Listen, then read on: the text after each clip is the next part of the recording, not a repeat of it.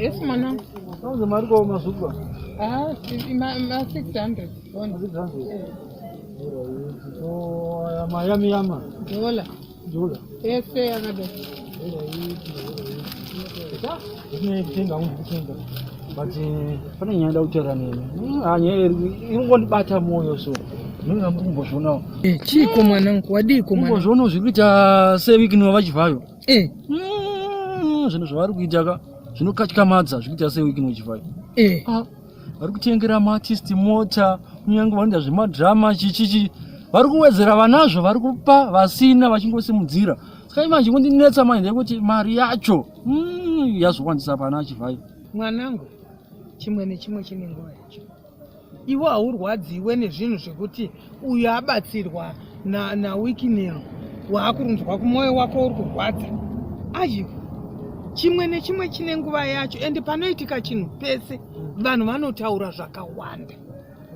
Vamwe vanotaura sematauriro avari kuita mari yacho ari kumboiwana kupi, vamwe vachiti akaromba, vamwe vachiti adi kugadzirisa chakati, vamwe vachiti dai azodai. Maartist chaiwo ari kupa chivhayiwa ari kubatsira ayaya. Vanhuwo vakabvira kure vachitambudzika. Handiona ndakabata foni yangu iyi. Artist munhu wokuti inini nekamusika kangu ikakaka ndogona kumbobhalansisa basa rangu, ndobhalansisa zvinhu zvekumba kwangu zvinoramba kubhalansa. Handori kuzvinzwa. Asi ndongovhura foni yangu dai ndotoona ndaakusekerera. Stress ye ndaakutomboikandawo. Ndaakutombosekerera pana artist. Ati artist haana chaainga achiwana. Handori kuzvinzwa. Handikunyatsobabata. Saka iye sei wikinero semunhu ane pfungwa muvanhu. Akaongorora akaona kuti uyu haana cho. Uyu regai ndimugamuwo pakati. Handiti?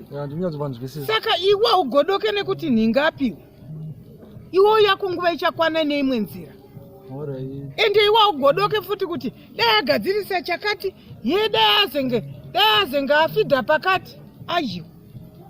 Iye mwari wake vari kumutungamirira. Vachiti ipa ushu. Saka iwe usagodoke. Unogodokere? Muchodzana muchodeso momuzika. Aiwa ndotokutenda because mabatondibvura brain dzangu dzatotovhurika kudeso. Aiwa zvamataura ndoda machero nguva inosvika. Kana uchida kunyatsonzwisisa chaizvo.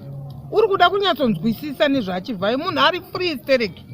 Vanokutsanangurira zviri mumwoyo mavo nemupfungwa dzavo nemumweya wavo. Havakusi kureka sowe ravo iro riri papapa.